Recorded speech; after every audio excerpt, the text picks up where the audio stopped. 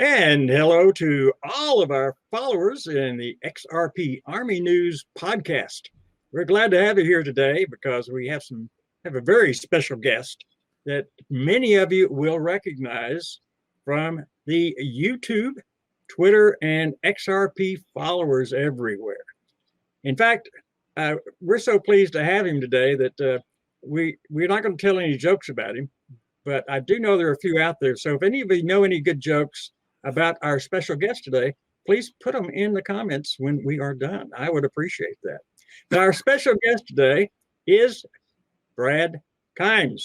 Now, Brad, as most of you know, is one of the best on the YouTube as far as everything XRP. He is educated, a scholar, and also a teacher and instructor in those things of XRP. As far as he goes, I follow him quite often. In fact, recently, many of you know he went to Swell, and I know that some of you followed him there. But before I go ahead and spoil everything, let's bring Brad on and let him tell us all about it. Okay. Hi, Brad. How are you Christopher, today, I'm doing great. I want to thank you for having me and give a big shout out to the XRP Army and the XRP Army News. Thank you, guys. Our pleasure. We're looking forward to working more with you on the XRP Army News in the future. Tell me, actually, I know you've got a family. Tell me a little bit about your family. I know that your wife is a big part of what you're doing with XRP. She is. First of all, I'm a workaholic. And when I jump into something, I completely immerse myself in it. I've been a professional musician for a little more than 30 years now. And I've had the opportunity to do everything from a national level to a local level and accomplish many, many goals that I've set out for myself as a young man. And I have a wonderful family. I'm married to Mrs. Backup. I have a stepdaughter from her. I have stepdaughter from my previous marriage. I have a son from my previous marriage and a grandson from my stepdaughter from my previous marriage. And it's been an amazing journey for me.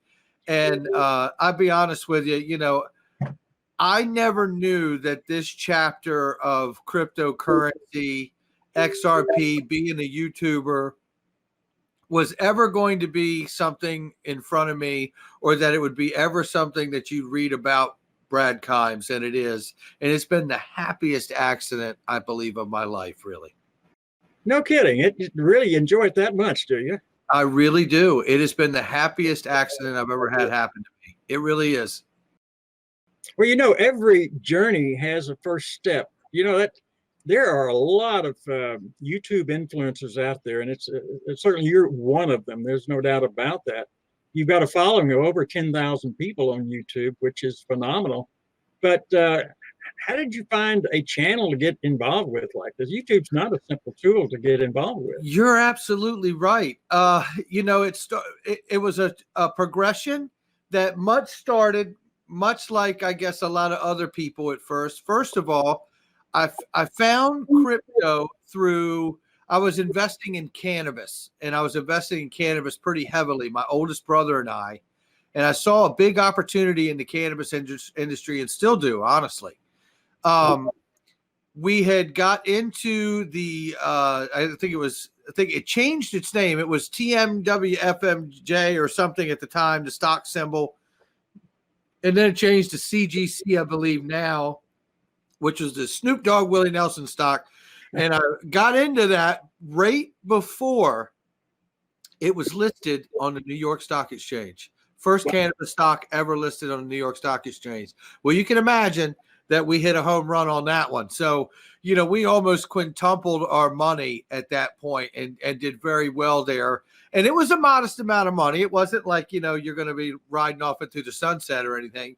But it was at that moment, through that threshold of going across that ride with that particular investment, that I started seeing in the investor groups and stuff that I was in, Bitcoin is at 17,000. Bitcoin is at 18,000, and it was going up and going up. And I kept asking myself, like everybody probably is these days out in the general public on what the hell is a Bitcoin, And I really couldn't get my head wrapped around it. So I started looking into it like most people do in that natural progression, I saw how very expensive Bitcoin was once I figured out, okay, it's a virtual currency, yada, yada, yada, And I was, well, I won't be buying that because it's too rich for my blood at that point. It was damn near at its all-time high. And I started looking down the list. And as I started looking down the list, I kicked up XRP. I saw the connection that with the Federal Reserve Faster Payments Task Force. I have very strong feelings about the Federal Reserve and what they get done, what they want to do. They always seem to get done, right? So it was like, I think there's something here if the Federal Reserve is kind of digging these guys. So I jumped in, and then obviously that progression grew and grew and grew. I really started to watch early YouTube channels, which was Alex Cobb was absolutely my first channel that I ever watched. Then I went to Tony from Thinking Crypto, right? Jungle Inc. was another one. And then I found CKJ Crypto News.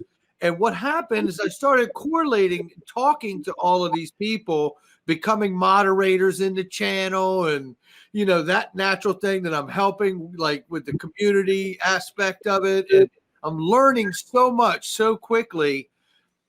I started to connect with some of the YouTubers offline. And I started to have conversations about things that I was seeing and feeling about where this market was going and what was actually happening here. And it got to a point that I was trying to get in touch with one or two YouTubers to have like these discussions. And of course, they're busy as all get out, and I'm busy as all get out. We can't all just hook up at the same time. My oldest brother told me, he said, I'll never forget it. Why don't you just make a video of your latest thoughts, put it on YouTube, and just send them the link, and they'll watch it when they get time. It's not like nobody's going to watch your video. Nobody knows you're doing any videos. I was like, that's a good point. So that's what I did. I made the video and I put it up. But what I didn't realize is like all of a sudden 10,000 people saw the video that I did. And I came back and like looked at it, was like, Aruda. It was just one of those, whoa, wait, nobody's supposed to see this, but like two people, and there was like a few hundred comments, and it just really was, it was that much of an accident. I had no intentions at that point of making a channel other than just to communicate offline my ideas and thoughts. But what happened is the community saw it. There was a whole conversation that started that led to a second, a third, and you and I are doing a podcast now, Yeah. And how long have you had your channel? I've had the channel going on. It's 11 months now. And I never started doing the 2 streams a day till probably 8 or 9 months ago. So it's under a year altogether. And it's a little less than a year that I've been doing the routine that I currently do, which is 2 shows a day, Monday through Thursday, once Friday morning, once Sunday morning. Well, Brad, you started out by talking about Bitcoin. Why do you have a YouTube channel on XRP? Why not Bitcoin? That's where you started. One, and I have nothing against Bitcoin. Okay. I would love to have 1,000 of them. So anyone can feel free to send it to me. I will keep it. And if it's a gift, if it's a gift, I'm keeping it. No, I love Bitcoin. I have nothing against Bitcoin or the other coins in the market. It's just that XRP was affordable for me. It was about 24 cents when I found it. It might have been 22, 24 cents. So then basically when I drilled down on looking into each one of them, I saw basically what I saw is that with Bitcoin and most of the other networks, they're private networks. And they're basically built with the idea that, we can do this without government, or we can do this without banks. And it was more of an anti-bank, anti-government kind of approach. And not that, listen, I'm a libertarian. That certainly appeals to me. I love the good fight. I love that. But at the same time, I saw that XRP was taking the approach of doing all the necessary work from within. You know, Thomas Jefferson had said many, many years ago, right, that a revolution comes from within. And that really does hit home with me, because at the end of the day, that's exactly right, is that governments and banks, they may let some of this stuff go on, but you're never going to grow bigger than any government or any particular banking system. They won't allow it. It'll be the one thing they come together on to stop. Sure. And well, if you have a large enough following, it's going to make it more difficult for them to do so, but it's not impossible. So you find the crypto area, crypto space, whatever you want to call it, you find it very intriguing because of its volatility, or because of what it can do in the future? Why do you find it so intriguing? You know, that is a great question, Christopher. I'll tell you something. I'm not a trader per se, right? I don't trade. So I'm a long-term investor. I buy and I hold for a while. And I usually hold 3 to 5 years. You know, that's how I like to do it, because coming from trading in the stock market, and years ago, I did some trading in the FX market too. Whoa. Yeah. And by the way, trading in the FX market is a great way to lose your ass. I mean, it really is. I highly recommend it. If you ever want to check yourself, you go to that Forex market. It will definitely put you in perspective. It really will. But for me, the thing that really interests me about the crypto space, and specifically XRP, but the whole space now, I want to say the whole space interests me basically because even though I'm predominantly heavy on XRP, I do hold a wide portfolio on crypto, because this is the new system. This is the new internet of value. And I believe that there will be many coins that win, many digital assets that win in this space. Listen, I say this on my channel. I'm going to say it right here, right now. I believe that we are witnessing the greatest financial paradigm shift in the history of mankind. That says a lot right there, doesn't it? It really does. And I really do believe that. And I really believe that if you in your life missed IBM, if you missed Microsoft, if you missed Apple, if you missed Amazon, if you missed Google and Yahoo and everything else that's come along the way from innovation and the internet of things that we currently have, right? The current internet of information that we have, and all of those conglomerate companies, and you missed that opportunity to invest in them, this is your moment. I really believe that this is your moment. This is your call to action right here. Well, I know that you're not a financial advisor, quote, quote, right? That's correct. So therefore, this is not financial advice. But if you were to say, you know, I really think I need to put more money or more of my investment dollars into a certain coin, would that be what in your estimation? Just talk personally, like it was like if I was buying another coin right now. Yes. Okay, like what coins do I like, you know, even though it's not investment advice? Yes, exactly. Absolutely. Matter of fact, this is a great time to have this conversation, Christopher. I just bought some more coins this morning. Well, good. And what did you buy, Brad? I bought it, drum roll, tell him what he's won. You know what I mean? So this is what I got. First of all, I got some more XRP. I filled some, what I call a shallow bag. Now, I got this concept and idea from two members of the community in the Twitter community. It's Big Skinny, and is his Twitter handle, and also Mr. BXRP. They came up with the notion of a shallow bag. So once you have like a long-term accumulation target that you've reached for your 5 year or 8, 10-year investment mark, whatever you've decided for yourself, then go down and make a 6 month, a year, an 18-month, a 2-year, a 3-year, or whatever you choose, shallow bag that you could fill with a certain amount of coins that you hold or like that you feel good about. And then you're able to take some profits early on at a certain price point without ever affecting your long-term accumulation target. And I really like that idea the moment that I heard it. And that's what I've been doing a lot of. So this morning, I filled another shallow bag for XRP. And I also, here's what happened, because the space is so young, right? We're getting a lot of rules and a lot of regulations in the space that are helping clean the whole space up. In the interim of that happening, there have been some exchanges that I had to hop off of because I'm a U.S. resident and they're not U.S. based. So basically, the U.S. is starting to organize, as it looks to me, they're starting to organize getting their U.S. residents back by getting them put back on U.S. exchanges. That's what's happening, basically, right? And it's not that they put out a memo saying exactly that. It's just that if you've been in a space and you understand what they've done by booting us off foreign exchanges, then you know that the obvious option is they want to get you back on an exchange rate inbound, in country, right? So that's kind of where we've been at here lately. I had to hop off of Binance, which I used to use often. And full disclosure, I'm on about 4 different exchanges right now. Whoa.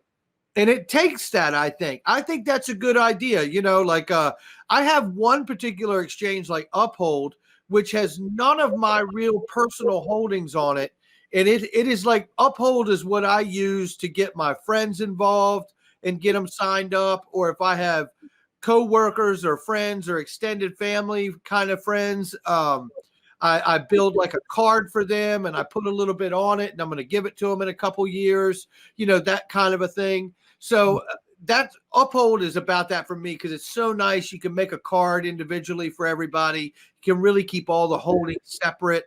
I really like that platform for that. So I use it just for that. I keep none of my personal holdings on there at all. So, and then I'm on Bitrue as well. Bitrue's got a great altcoin portfolio. So the really nice thing about Bitrue for me, and I'm not a Bitrue ambassador. I was, but I'm not anymore, and I love them to death. In fact, it's swell. I just had a chance to meet Curus, Iris, and Adam, the whole team. They're amazing people. But that is a nice platform for me. It has 50 XRP base pairs. So what does that mean? That means I can send a batch of XRP over to that exchange and then start buying my altcoins. I don't need to convert another thing. And that's amazing. It slims down your transaction fees, all that stuff. So it's really, really cool. And I picked up some Pundy X. That's like one of my Pundy X is one of my like sleeper ones. Like I'm really like betting on that one. Like I really put a chance on that one, right? But it's a phone company basically with a point of sale system. And it's really big in the Brazilian, South America, and Asian market. So I think they're going to do well over time. I really do. So I said, you know what? I'm going to throw my hat in the ring. And I took a position on the altcoin Pundy X, which I've liked for a while now.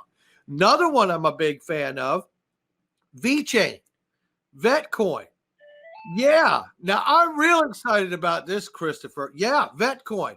I'm really excited about Vetcoin because Vetcoin is a blockchain token that is used to really track supplies, right? And a lot of the things that they can track. I know Walmart's tied in with them a bit. A lot of other huge partnerships and companies are tied in and intend on using VeChain. And I'm like, sign me up. It doesn't cost a lot of money. And that's the ones I look for. It's like, I almost approach it like a penny stock market, Right. I can't get into the bigger, heavier ones to a position that would make me happy.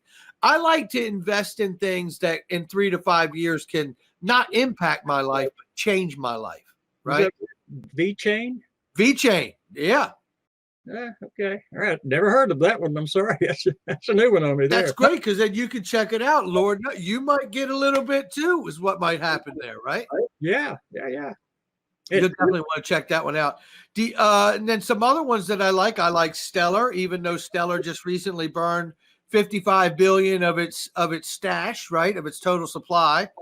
I still see Stellar as it was originally intended. Stellar is a fork of XRP from the co-founder Jed McCaleb. Stellar to me is like the retail front end of what XRP is the back end of. That's about the best way I can sum it up. And I haven't heard anything any different. So I think it's going to have a good success, and one day it'll have its day forward. I don't know when that day will be, but I think that it obviously is very similar in shape, size, and design to XRP. So I feel like it may have a really good chance to do well on the front end. What's our price on? What's our price on Stellar right now? I can't remember if it's 8 cents or 4. Matter of fact, 1 second, I'll tell you, because I keep the prices very close to the hand, Christopher. Go ahead. Okay, so right here we have Stellar is 7 cents right now. Good grief. Yeah. 7 cents. Yeah.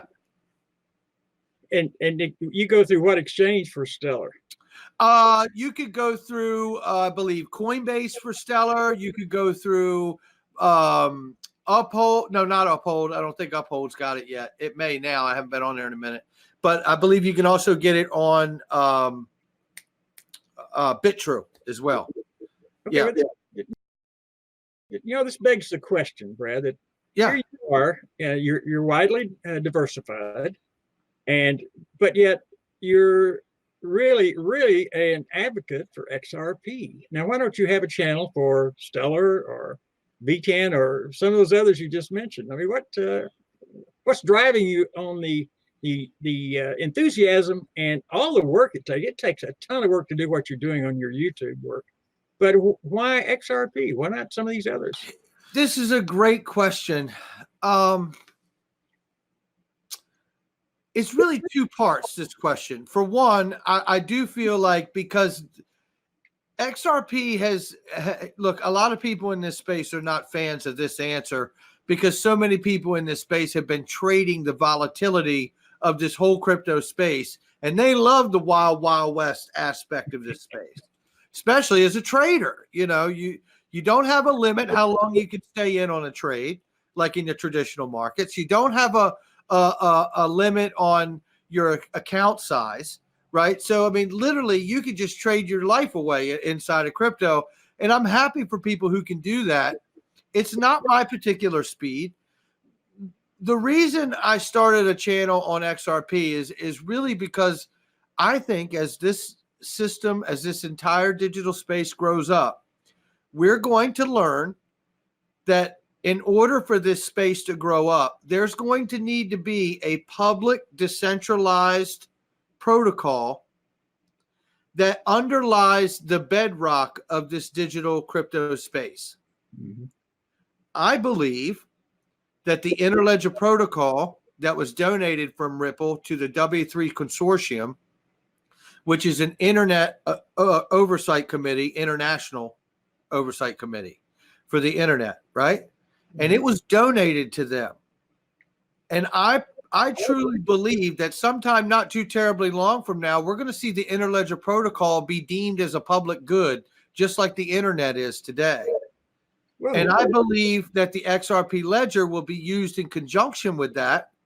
We know that the SEC runs a validator node on the XRP ledger. And I believe that those two things in conjunction will become the bedrock of the new digital crypto space. And all of these private individual network coins, the Bitcoin Cashes, the Bitcoin, right? Bitcoin SV and Ethereums and the Litecoin and all of these other coins will have to touch or cross those particular ledgers in order to be legitimized, in order to be taxed, traced, custody issues, liability to be covered, all of these things. And I think it's an oxymoron to say it, but I think it's a decentralized protocol that absolutely ends up centralizing this industry going forward for it to properly mature. I really do believe that. And you see XRP as the foundation for all of them. That's exactly right. I believe that the ILP and the XRP ledger and the XRP token will become what HTTP did to make the Internet of Things, that Internet of Information we currently have. I believe that's what the ILP and the XRP ledger will do for this space. That's amazing. Now, of course, seeing folks like the IMF and in that space area, and big retailers like Amazon starting to kind of step up to the plate. I mean, it seems like it's growing almost exponentially right now. And I know some of it's in the early stages with some of these organizations, but their testing period seems like about two years, and that's about it, and they're ready to rock. Is that what you're seeing? It does feel like that. And I got to be honest, I think even to this point, and after going to Swell, I feel like my stronger feeling is starting to reach a place now where I feel like I think these big companies are even done testing. I think now it's about regulators, and I'm not even so sure that there's like any more regulation absolutely necessary. Maybe I'm sure they're going to come out with some things that are new guidelines and rules or laws or what have you. But I think my bigger point is simply this. I believe where we currently are is regulators are doing the committees, the studies, the searches, the talks, the research, the digging, all the questions they need to do, crossing every T and dotting every I, because I think they really at this point understand what digital currencies are and what XRP is and all the other currencies. And make no mistake, I'm long on a lot of currencies. Bitcoin Cash is another one. I hold Bitcoin Cash, and I love Bitcoin Cash. So, but I believe that the regulators already know what they want to do. I believe that they're just studying this thing 7 ways to Sunday, because they've got to make sure before they release this thing to go nuts and invite the rest of the world into this platform, they better damn sure know that there's not something they forgot to look at and some understanding of what the risks are involved to not only the consumer, but to the people that are coming in here, the market makers building out this space. So I think they really are close. I really do think they're close. But in our conversation so far, you mentioned Mr. B and you've mentioned Swell. So tell us a little bit. I know that you have gone both to the Vegas meeting and now to the Singapore series, which, by the way, I certainly enjoyed your live feeds from over there. I caught them all in process. I know a lot of other folks did too. So thank you for doing that. We all appreciate it. But tell us a little bit about what your experiences were, and you kind of compare and contrast Vegas with Singapore. Absolutely, yeah.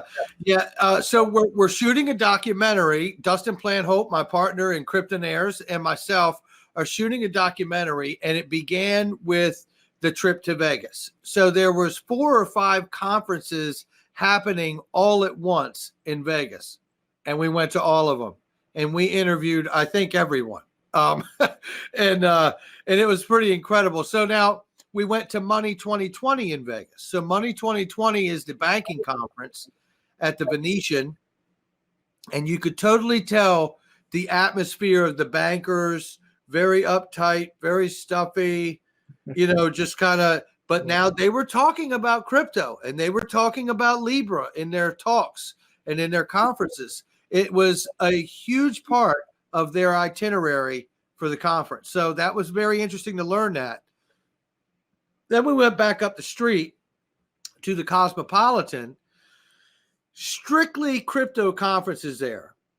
We had the WCC conference, the DevCon conference, the Coin Agenda conference, and Litecoin conference. And the energy in those conferences was absolutely palatable. It really was. The synergy within the people and in the rooms that you were in was just really, I equate it to magic, you just felt uplifted. You couldn't be in those places and get tired. It was just everyone's energy would pull you up. And I mean everybody from just the attendees to the startup companies, people representing coins. Listen, we talked to Charlie Lee, founder of Litecoin. We talked to Jed McCaleb from Stellar, right? We talked to so many people there. I can't even begin to list them all. YouTubers, regular attendees, right? People who just invest and were just there trying to learn more about their investment and what's coming on, in the coming months and years of what they're planning on doing. And the energy was remarkable. Then that ended, right?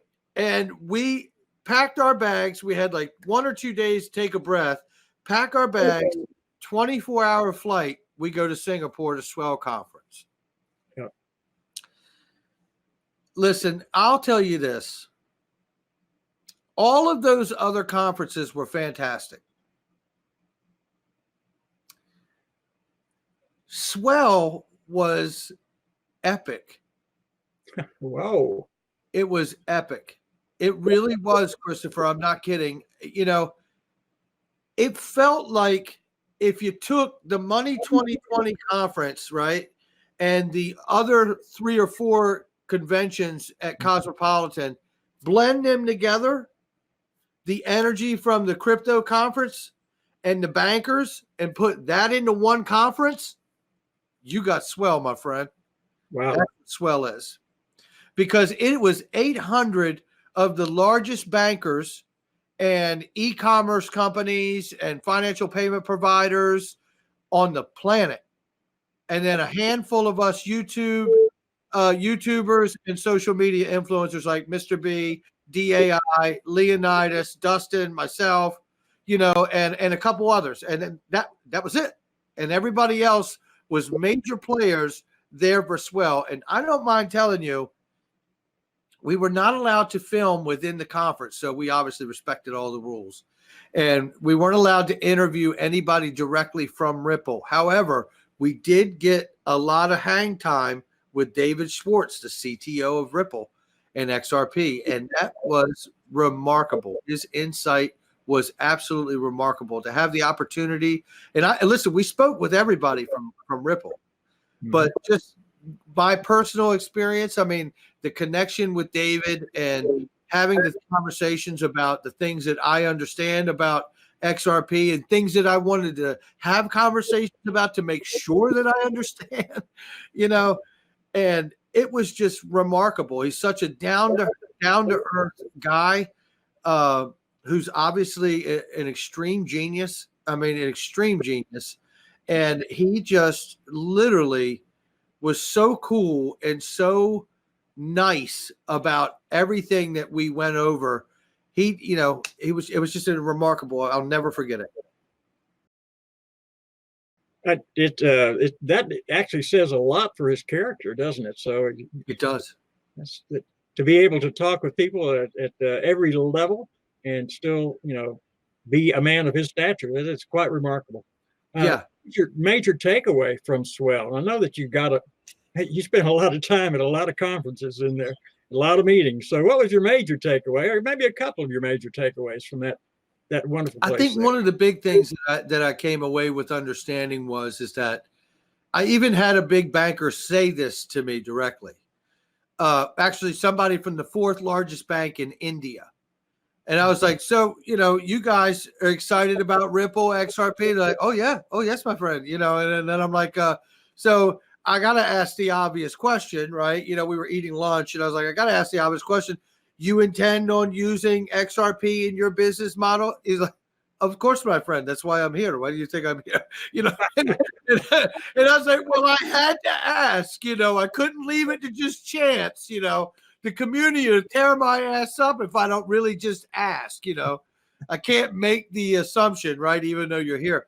So it was obvious to me, talking to all of those partners and customers that were in there mingling and hanging out, they're all very excited.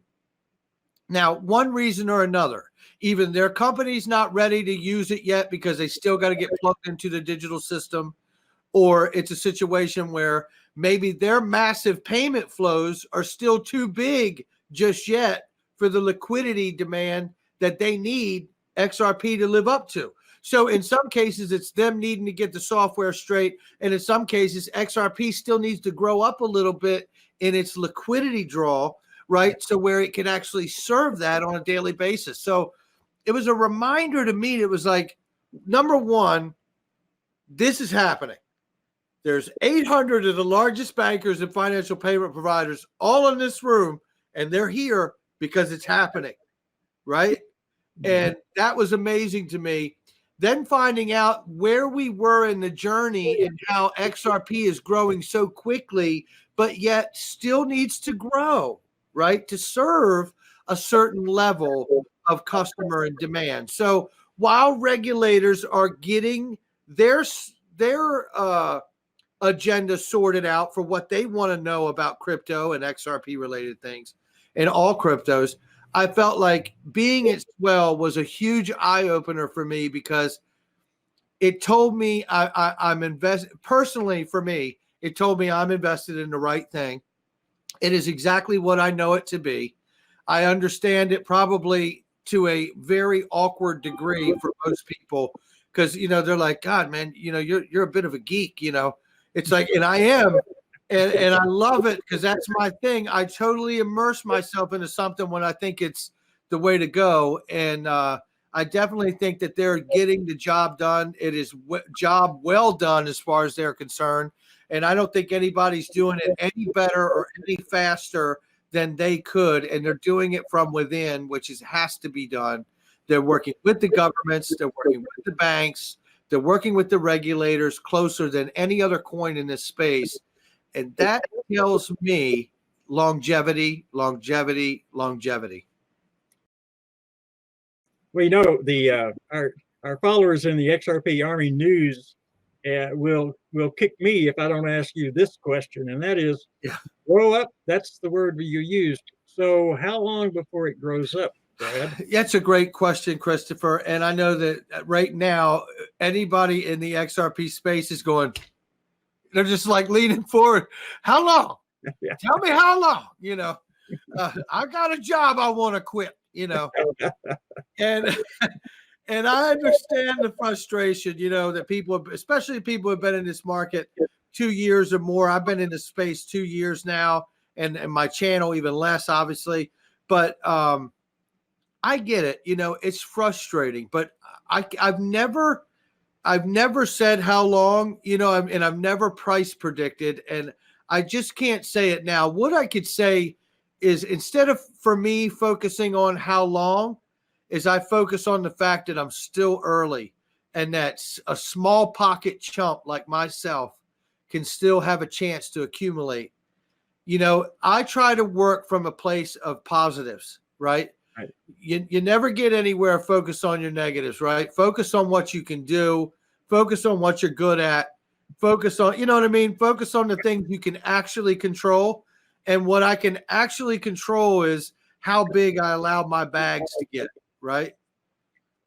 Well, I know you can't totally control even your audience in some ways. I was online and listened to your rant just after you returned from Swell. So I know how you feel in that regard. And anyone else that follows you does as well. But I thought it was great, by the way. You did the right thing there for sure. I mean, there were so many people that were kind of, and for those that are listening that don't understand what it was like to come back from Swell, the community was like, tell us when moon or go to hell. You know what I mean? It was really that kind of a moment.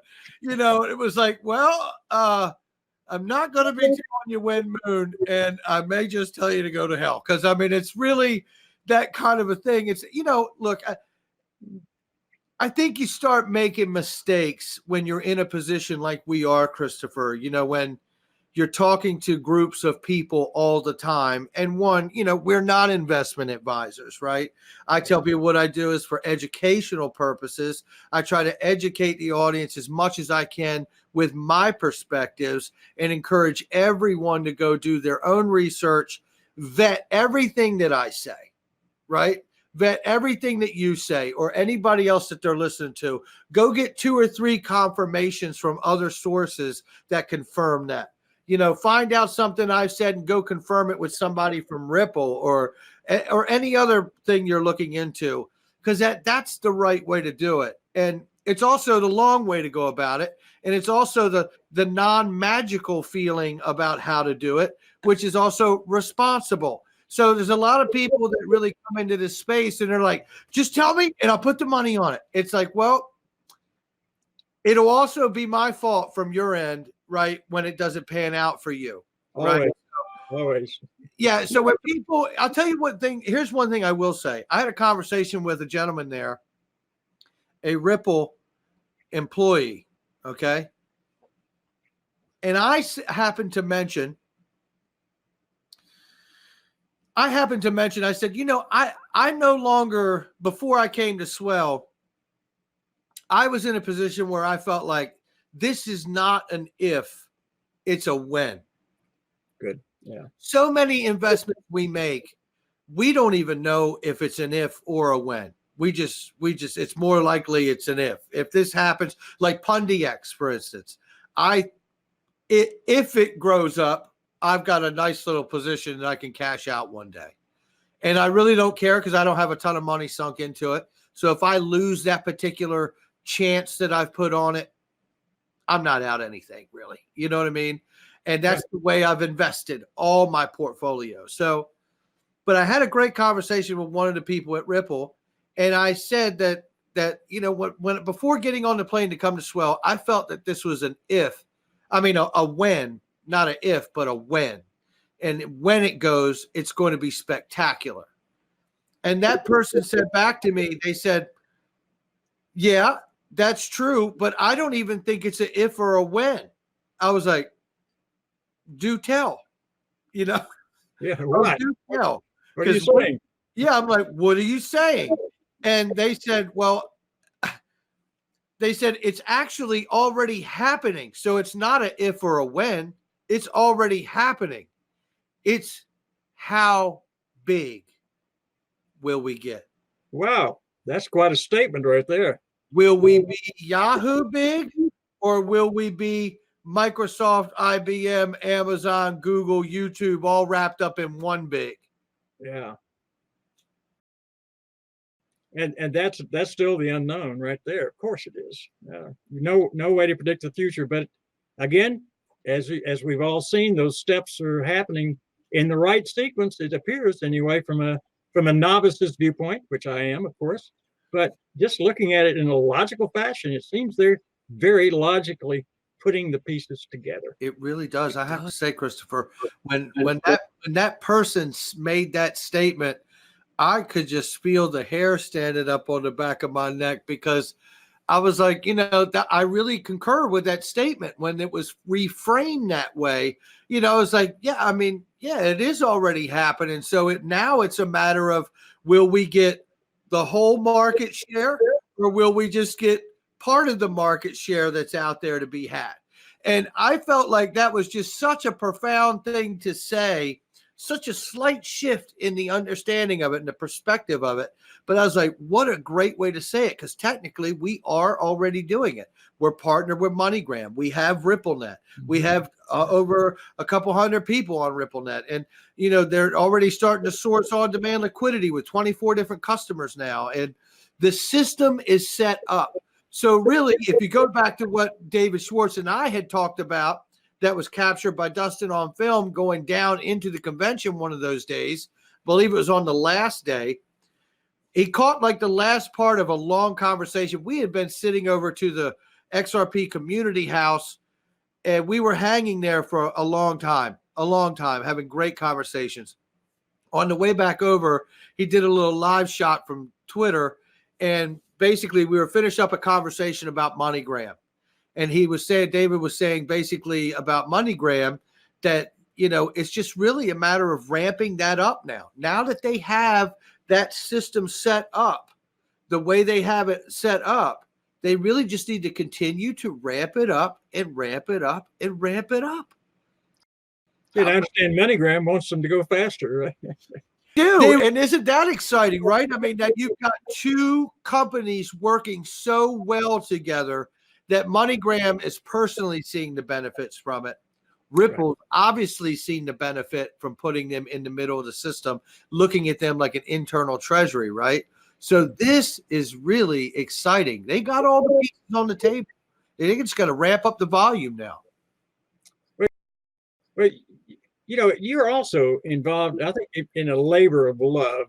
You and Dustin are putting together a documentary. Now, I know you do talk about it from time to time, but why don't you just kind of give us an overview? And by the way, for those of you listening, XRP Army News has a number of teasers on the site, xrparmynews.com, about the documentary. And you can watch some of those teasers that we've been allowed to place on the site by Brad and Dustin. So tell us, because again, I say it's a labor of love for you guys. I really believe that. Go ahead for me. It is a labor of love, and working with you guys has been amazing. I mean, you guys are incredible at what you do. You have done an amazing job with XRP Army News. I mean, let's start right there. Yeah, thank you. It's amazing. You guys are incredible. It's you, Christopher, and Scott and Rick. That's the whole team, right? It's the team, yes, sir. I got to shout all three of you out because it's incredible what you guys have done, and in a short period of time. And I will say, the first time and we'll talk about the documentary, but the first time I actually spoke to all of you guys, we were getting ready to get on a plane to go to Singapore in the airport, and we're both sharing an earbud and like looking at the phone. I'm like, whoa, this is incredible what you've done. I mean, we're looking at it, and then literally you can hear the flight being called in the background. We're like, gotta go. You know what I mean? And that's the way it's been ever since we've taken on doing a documentary. So not only is it incredible, we've met people like yourselves, and the work that you've done and contributed to what we're doing is amazing, but it is a labor of love for us. We wanted to tell the story. When Dustin and I first met, he lives relatively close to me, so we're kind of like neighbors, basically. Mm-hmm. We had similar ideas and understanding of the crypto space, and we wanted to do something. And we first started talking about doing a conference and putting a conference together. And somehow through the middle of that, I co-hosted a couple interviews with him and his Life's Tough Media podcast that he does, and sat in on a couple crypto interviews there with him. And then we got talking even more, and it was like, you know what? Maybe we just need to like document what's going on here and shoot a documentary. And I was like, well, I've got the channel. We talked about doing a crowd fundraising, and the audience has responded. And I'll tell you something, this tells you something about the XRP community, because primarily I do the channel on XRP, right? And we'll talk about that in the documentary as well, because we told people we wanted to shoot a documentary. They were completely receptive to the idea. And we told them we wanted to shoot a documentary on the whole crypto space, not just XRP. And the XRP community has funded it. Boy, did they respond. We raised almost $20,000 in 10 days. That's amazing. Wow. Amazing. Blew my freaking mind. And I'm going to tell you, and I was so excited because from there, we got a camera crew or two. We had 2 camera crews. We went out to Vegas. We documented that. We went over to Swell by ourselves, documented what we could there. Dustin is currently in Liechtenstein right now with Yanni from Eternity and Pablo from his company, and talking with government officials there because they're regulatory friendly towards crypto. And it's exciting. He's getting a lot of great information. Just had him on a show this morning with the guys. But it is a labor of love for us because, again, going back to what we talked about what I personally believe about this space, if the space is going to mature, it's going to have to centralize in some way in order for them to track everything. I think the private networks of Bitcoin Cash and Bitcoin and all these other coins will be able to remain, but they're going to have their transactions cross or touch some kind of public protocol in order to centralize the space, bringing a bedrock to this entire industry. And in large part, that's like the big story that we're telling. about going from the wild, wild west to this new transformation of digital assets and cryptocurrencies, which really, once it transforms in this way, the space will never be the same ever again. Well, when do you think you're going to actually get the documentary ready and out of the can and onto the screen? We're looking at a first quarter 2020 release, but there's a couple things we want to keep in mind of, right?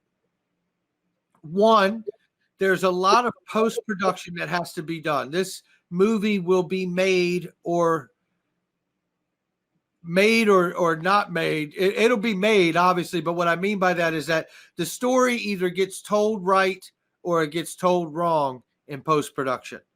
That is going to be a very, very sensitive time for making sure that we get the right pieces in the right place to tell the proper story here, right? So that's number one. So that's a big thing that's in front of us. And I'll tell you something, I feel like we have an ace in the hole because we have Mike Jansen, who is a member of this community, also known as Praxis Media Group, has his own video production company. Mike Jansen is a partner of Dustin and I's. And we found him early on, and we are lucky that we did because he's fantastic at what he does. He is the one behind putting the teasers together for us. You can see his brilliant editing skills. Yeah. He understands this crypto space. Finding somebody like Michael Jansen with the editing and video production skills that he has, along with the crypto knowledge too, is like finding a rare gem. I mean, it really is. And he's just a great fit for us. And I'm excited to have him be a part of the team with Dustin and I. And I guess going into this, the other thing that we have to pay attention to is the market itself. If we're going to release this thing first quarter of 2020, somewhere along the line, if we can be ready, physically ready by then, and all the work is done, the market needs to be moving. We want to see the market moving in a positive way to make sure that the wind is underneath the documentary's wings, right? Very good. Yes. And I trust you continue to share with the Army News your teasers and your progress along the way. 100%. 100%. In fact, we just released another one from Tony from Thinking Crypto, who definitely is an XRP News Army get. We got to get him on the list if he's not already on there. He is amazing, and he gave one hell of an interview last night. Wow. Okay. Well, it's moving so quickly. Yes, that I can't imagine the foresight it takes in order to put together something that's moving and changing almost daily. You're up against it. But you also, in this way I see your documentary, is that you're laying a foundation for the beginnings, seeing how everything is coming together. And this documentary actually will be historic in its own way in the future, because people are going to say, it's like, saying, what's a floppy disk? They'll look back at the documentary and say, wow, is that how it all started? And it will be very well placed in history. I really believe Thank you. And I think that we've really struck the match at the right time, Christopher. And I really can't tell you how much that means to me coming from you. It really means a lot to me. I do believe that we have hit the right stride to make this documentary right now and to capture this moment in time of the wild, wild west that is no longer going to be around, and this new market space. I mean, we are watching a brand new digital asset class be born and introduced into the traditional commodities market. That is something you don't see in 5 or 6 lifetimes. That's very, very true. And it's phenomenal. All of it's phenomenal. For those of us who have not been in as long as you have, which I have not, and as you know, I was actually introduced to this by one of the partners in XRP Army News. That's so right. I'm a newbie in a way, but I watch you guys, and I get a real feel for the future, and I really believe it's there. And your explanation of it's already here is, to me, is probably the best way I've ever heard it stated. Excellent work, Brad. I appreciate your time today on the XRP Army News podcast.